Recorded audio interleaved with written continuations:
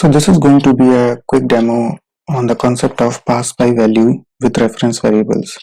So in this example, in the main method, we are creating an employee object, then we are accessing the ID property because employee has a single integer property ID. So we are printing that ID on the console, then we are calling method m2, and after m2 completes its execution, we are printing the ID again. Now moving on to m2. M2 is a method which is expecting an input argument of type employee, so basically an object, and then it is updating the ID property to some value 101, and in the end it prints that message, the ID, on the console and returns the control back to the main method. Main method then again accessing the ID property of its own reference variable and printing the value on the console. So let's run the program and analyze the behavior of the program.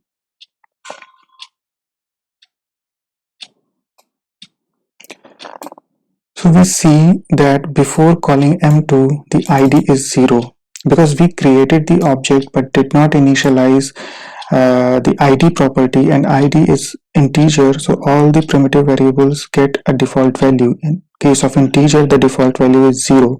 That's why we see the value 0. In m2, we see the updated value because m2 method updated the ID of the employee object via its own reference variable, so we see the value 101. But when we printed the same value in main method, we see the updated value. So this particular line, ID after calling m2 is printing 101, even though we are accessing this reference variable, but we see the updated value. Now let's change the method a little bit to avoid the confusion. So even if we change the reference variable in method, the input argument to emp1, now if we run the same program, we get the same output. We changed in the method m2, change the value of ID via emp1. Main method is accessing the ID property via reference variable emp, but still it sees basically the updated value. Why is it so? Because of the concept of pass by value.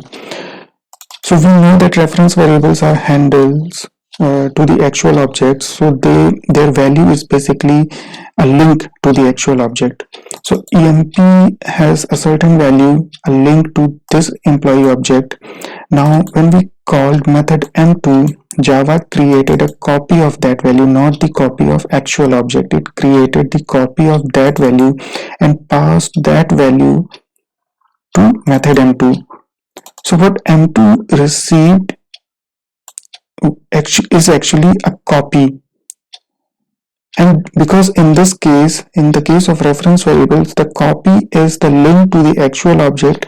So although the copies are different, emp is basically different from emp1, but because of the pass by value nature, they both are now pointing to the same object.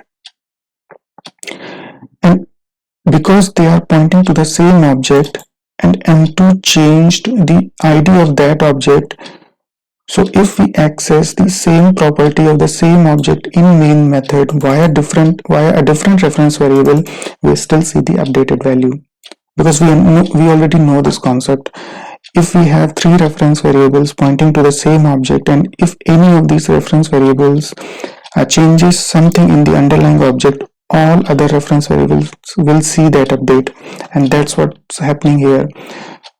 So these two are reference variables to the same objects, and when we are passing the reference variable to the method, Java is actually passing the value, a copy of that value, and that value is a link to that object.